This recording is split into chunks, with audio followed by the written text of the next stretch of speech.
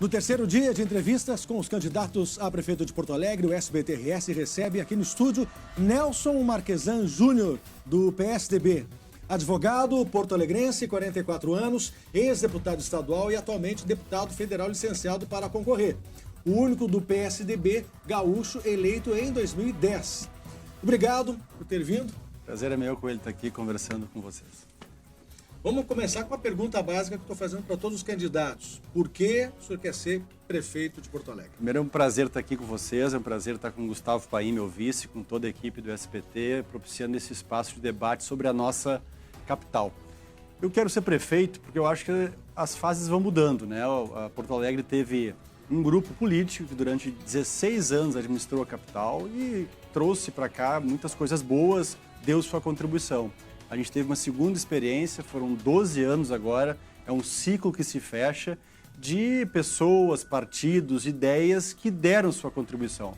Mas me parece que Porto Alegre precisa agora sair um pouco da prioridade de partidos políticos, sair da prioridade de sindicatos, sair da prioridade de corporações e focar no nosso cidadão. E acho que isso precisa ser feito mais rápido, com mais modernidade, com mais agilidade. Nós temos problemas graves de segurança, de saúde, de infraestrutura, de mobilidade, que precisam de uma nova forma de ver, que precisam de um jeito que esteja mais vinculado às necessidades do cidadão.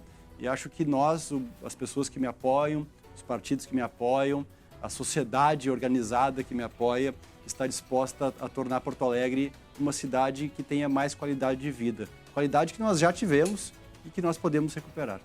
Mas o senhor pretende dar início a esse, o senhor mesmo atribuiu esse nome lá na sua campanha, na sua propaganda também, né? O choque de gestão pública, por onde começa?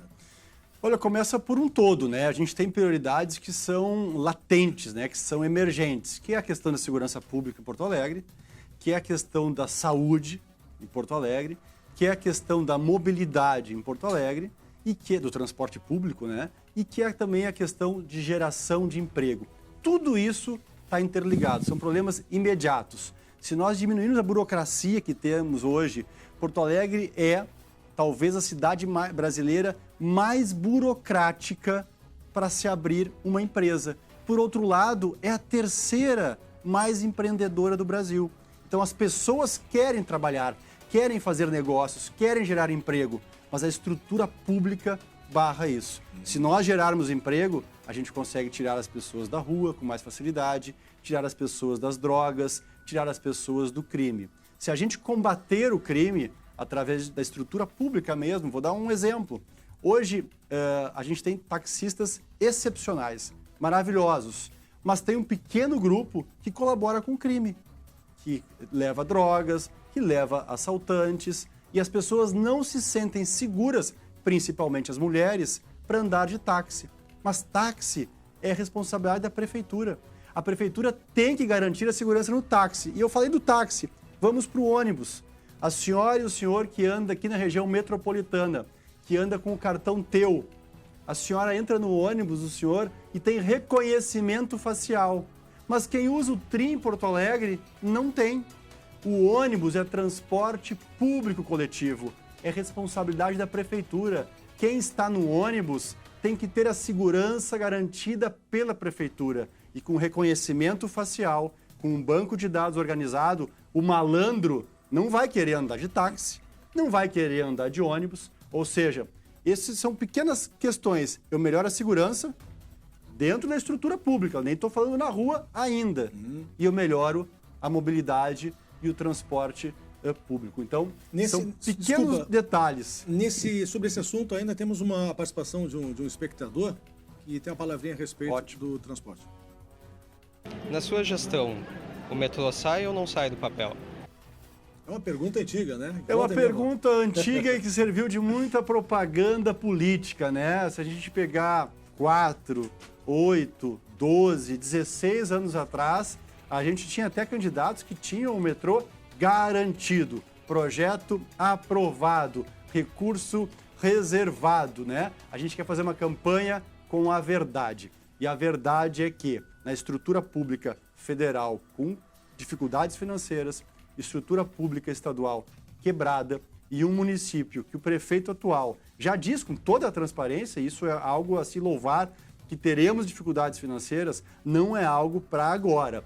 Mas nós temos que buscar alternativas como o veículo leve sobre trilhos, né? Como melhorar efetivamente com tecnologia o transporte público de várias maneiras, seja na coordenação do trânsito, seja na segurança. Nós fizemos uma licitação agora, onde as mesmas empresas ganharam para prestar o serviço do transporte público, mas lá não tinha segurança para o passageiro. E mais, quem controla os dados, as informações, a receita, não é a prefeitura do transporte público, está na associação das empresas. Isso tem que ser retirado e a tecnologia de gestão tem que vir para a prefeitura.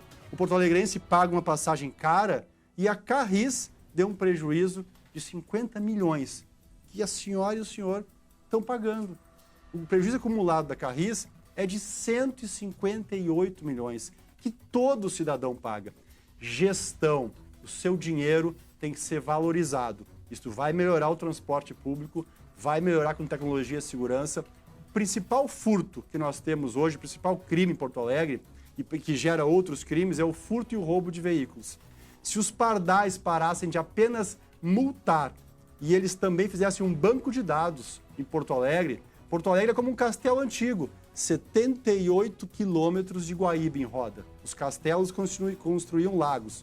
Nós temos a capital mais coberta, mais protegida do Brasil, com menos entradas e saídas. Se os pardais que já existem, sem gastar um centavo a mais, monitorassem, nós teríamos o roteiro, o horário, a foto, a estratégia, para onde eles se dirigiam, do primeiro e mais grave crime, porque ele gera outros, do furto e do roubo de veículos. Eu iria descobrir qual é o horário, quem furta e rouba, qual é o trajeto que ele faz, quais os dias da semana, o que ele faz depois com esse veículo, e eu poderia ter inteligência na segurança pública. E uma coisa básica, a prefeitura hoje não fala com polícia civil. Falando nem nisso, com a brigada militar. Sim, dizem que nós gancho. temos 1.200 câmeras em Porto Alegre, mas para que elas servem? Não são interligadas. Aproveitando esse gancho aí, há 2 anos para cá, aliás, esse mês está completando 2 anos da lei que permite que as guardas municipais sejam armadas e tenham poder de polícia. Muitos municípios não acordaram ainda para essa necessidade de ajudar a brigada militar a fazer essa parte da segurança. Não exatamente da maneira que a brigada faz, mas ser parceira nisso. Até a própria brigada, em alguns lugares, as polícias militares não são simpáticas a essa ideia. Qual seu objetivo em relação a isso? É fortalecer as guardas municipais, armar mais tanto os agentes das Luizinhos, enfim, todo o aparato de agentes do trânsito de Porto Alegre para também agir em algumas situações de segurança? Vamos lá. O táxi vai ser seguro. Bandido não vai mais andar de táxi. Como é que o taxista vai saber? O taxista vai saber? Se é bandido porque ou não, ele vai tá ter carregando. monitoramento de TV dentro do táxi. Pago pela iniciativa privada que vai botar anúncio no táxi. E vai identificar o Uber ali. vai vir para Porto Alegre. E todos os outros serviços de transporte público e privado vão vir. Mas vão ter que vir bem, porque o nosso táxi vai ser o melhor serviço de táxi do Brasil. Nós vamos fazer isso. O sem vergonha não vai mais andar de ônibus, porque ele vai ser monitorado com uma tecnologia que já existe para cidades vizinhas mais pobres do que a nossa capital. Já fazem esse reconhecimento facial. Nós vamos trazer para cá. Quando eu fui diretor do Banrisul, eu financei o Teu e o Tri. O Teu botou reconhecimento facial. Em Porto Alegre, as empresas não colocaram ainda. Faz mais de 10 anos isso. Então, nós vamos evoluir nessa questão. Vai ser um ambiente monitorado. Porto Alegre vai ser um ambiente inóspito. As câmeras vão ter um software inteligente. Não há quem consiga monitorar 1.200 câmeras. Mas se eu tiver um software que Fortaleza já tem, que o Rio de Janeiro já tem, Fortaleza é a cidade que tem o menor índice de desenvolvimento humano das capitais do Brasil, e eles têm isso, onde a câmera ela interpreta algumas ações do ser humano, e aquelas ações que são já catalogadas como assaltos, furtos, agressões, ela vem automaticamente na tela.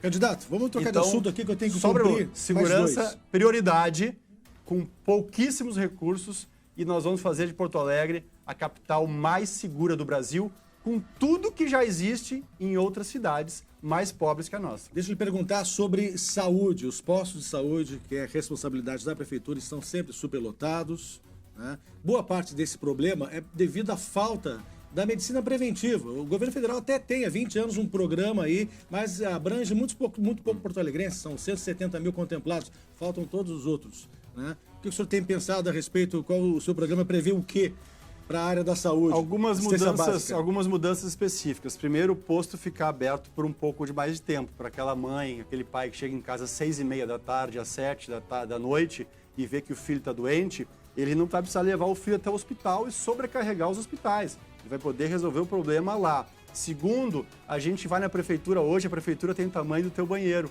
para te cobrar o IPTU da tua casa. Mas tu tem que ter o histórico do nosso cidadão, do paciente no posto de saúde. E eu saber os problemas que ele já teve e os problemas que a família dele já teve para saber o que é hereditário, para eu poder resolver isso mais fácil.